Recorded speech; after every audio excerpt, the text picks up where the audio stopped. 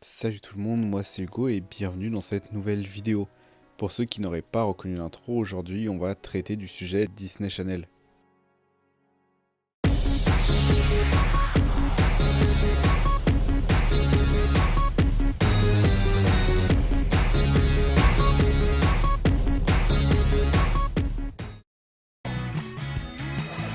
And you're watching Disney Channel.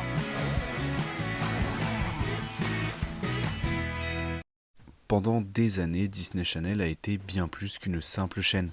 C'était un rendez-vous, une époque, une enfance partagée par toute une génération, avec des séries cultes, des films musicaux et des stars devenues mondiales. Elle a façonné la pop culture des années 2000 et 2010. Des millions d'enfants ont grandi avec ces histoires et beaucoup s'en souviennent encore aujourd'hui. Mais désormais, la chaîne a disparu dans de nombreux pays, moins de programmes inédits, moins de visibilité et surtout une impression de fin. Alors une question se pose, Disney Channel est-elle vraiment morte ou a-t-elle simplement changé de format pour s'adapter aux nouvelles générations ? Et dans cette vidéo, nous allons retracer l'histoire de Disney Channel, de sa création à son âge d'or, de son impact sur toute une génération à son déclin progressif, jusqu'à sa transformation à l'ère du streaming. Comment cette chaîne est-elle devenue un phénomène mondial ? Pourquoi a-t-elle perdu de son influence et que reste-t-il aujourd'hui de son héritage ? Pour comprendre son évolution, il nous faut revenir au tout début.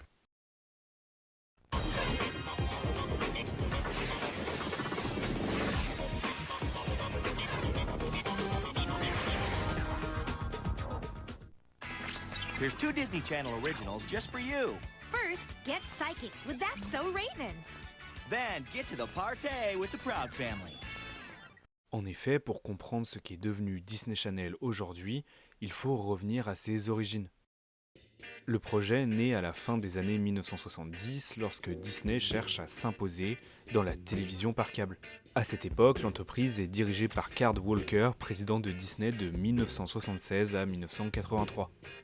Sous sa direction, la chaîne est officiellement lancée le 18 avril 1983 aux États-Unis.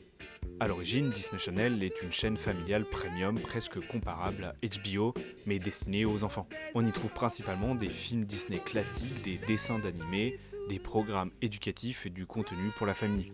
L'objectif est simple, prolonger l'expérience Disney à la télévision. Mais dans les années 1990, le paysage télévisuel change radicalement. Les chaînes jeunesse explosent, notamment avec l'arrivée de Nickelodeon et de Cartoon Network.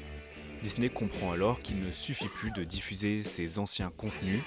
Pour survivre, la chaîne doit se réinventer. Elle décide donc de produire ses programmes originaux et surtout de cibler un public précis, les préadolescents et les adolescents. Un tournant décisif pour l'histoire de la chaîne. À la fin des années 1990, puis surtout dans les années 2000, la chaîne développe sa formule signature. Des sitcoms familiales, un héros adolescent, un humour accessible et des histoires centrées sur l'école, l'amitié et la construction de l'identité. Puis arrive l'innovation la plus déterminante, les Disney Channel Original Movie. On Magical World of Disney, it's the Saturday premiere of Under Wraps, a Disney Channel original movie. Le premier film officiellement présenté sous ce label, les Under Wraps, diffusé en 1997. Ces téléfilms deviennent rapidement des événements culturels mêlant musique, stars adolescentes et stratégie marketing. Disney Channel ne se contente plus de diffuser du contenu jeunesse, elle construit un véritable écosystème avec ses séries, films, musique et tournées et produits dérivés. La chaîne devient une machine à fabriquer des stars et un acteur majeur de la culture populaire. Au milieu des années 2000, Disney Channel atteint son apogée, l'âge d'or de la chaîne. Elle n'est plus simplement une chaîne pour enfants, elle est devenue la référence mondiale du divertissement adolescent. Pendant quelques années, elle semble intouchable.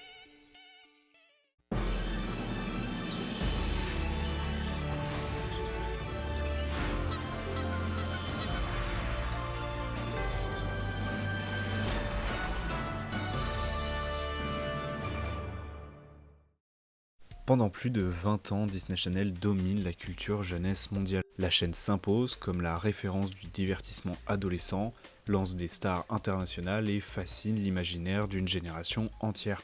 Pour les enfants et les adolescents des années 90 et 2000, elle devient bien plus qu'une simple chaîne. un véritable repère générationnel. Ces séries, ces téléfilms et ces figures emblématiques accompagnent le passage de l'enfance à l'adolescence, créant une culture commune partagée par des millions de jeunes à travers le monde. Mais ce succès repose sur un modèle précis, celui de la télévision traditionnelle, une chaîne linéaire, des horaires fixes et des rendez-vous quotidiens.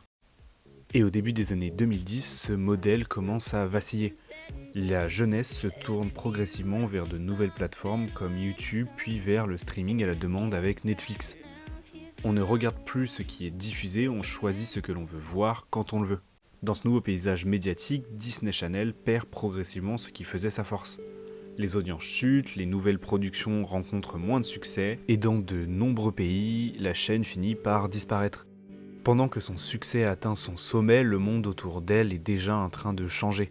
Un changement silencieux, progressif mais irréversible. Et ce changement marque le début de sa chute. Et pour Disney Channel, la conséquence est directe. Elle perd progressivement son rôle dominant. Pendant des années, la chaîne décidait quelles séries devenaient populaires, quelles stars émergeaient et quels films devenaient des phénomènes.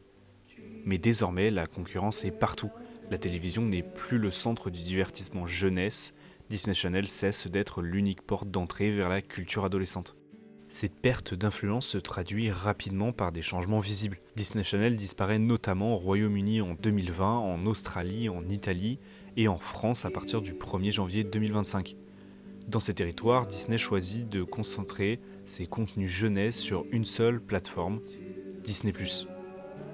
Pour beaucoup d'anciens spectateurs, le constat semble évident. Disney Channel a disparu. Plus de diffusion classique, plus de grilles télévisées, plus de rendez-vous hebdomadaires, la chaîne qui avait défini l'enfance des années 2000 semble appartenir au passé. Mais en réalité, ce qui disparaît n'est pas forcément la marque, c'est le support. Disney Channel ne s'effondre pas uniquement parce qu'elle décline, elle disparaît surtout parce que le monde de la télévision jeunesse lui-même est en train de disparaître. Disney comprend alors que l'avenir de sa culture adolescente ne passera plus par une chaîne de télévision, mais par une plateforme. Mais si la chaîne disparaît de nos écrans, cela ne signifie pas que son univers disparaît. Car derrière cette apparente fin, Disney prépare déjà la suite. Une nouvelle stratégie, un nouveau modèle, une nouvelle façon de toucher les jeunes générations. Et cette transformation porte un nom, Disney+. Ce qui semblait être une disparition devient en réalité une renaissance. I love you. I know. I am your father. There's a place where you can find these moments every day. A place that feels unlike any other, where you want to come back again and again, because it feels like home. Disney+. Avec l'arrivée de Disney+, Disney repense entièrement sa stratégie. La télévision linéaire disparaît progressivement, mais l'objectif reste le même, captiver l'attention du jeune public.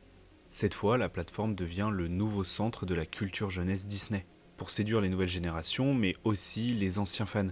Disney mise sur une stratégie claire, la nostalgie et le retour de ses franchises cultes. Plusieurs univers emblématiques de Disney Channel connaissent une nouvelle vie.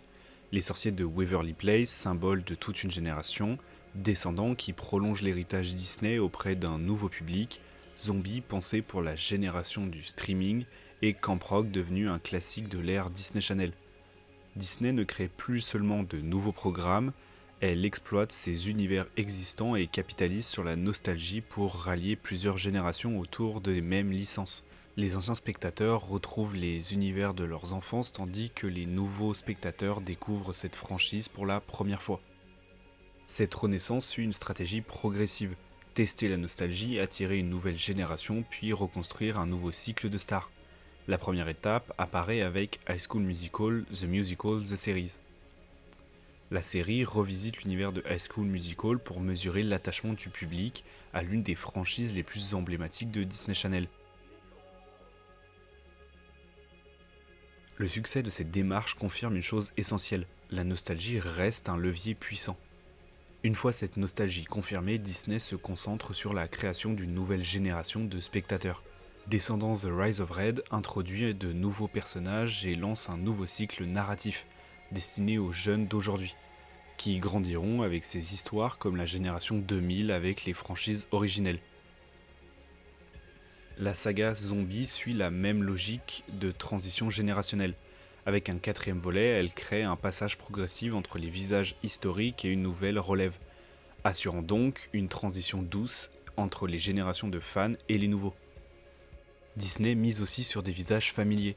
Malachi Barton, révélée aux côtés de Jenna Ortega et Kelly Cantrell, présente depuis plusieurs années dans l'écosystème Disney et progressivement pistonnée comme figure centrale. Au-delà des franchises, Disney relance donc ce qui a toujours fait sa force, la création de stars mondiales. Des artistes comme Olivia Rodrigo illustrent cette stratégie, révélée par Disney avant de devenir une figure dominante de la pop actuelle. Elle incarne le retour du modèle de la star Disney comme Miley Cyrus ou Selena Gomez dans les années 2000. L'objectif est clair, réactiver la nostalgie, construire de nouvelles franchises et créer un système de stars capable de dominer à nouveau la culture jeunesse. Disney Channel ne renaît pas comme avant, elle se transforme en une machine culturelle adaptée à l'ère du numérique, où le spectateur choisit ce qu'il regarde et quand il le souhaite.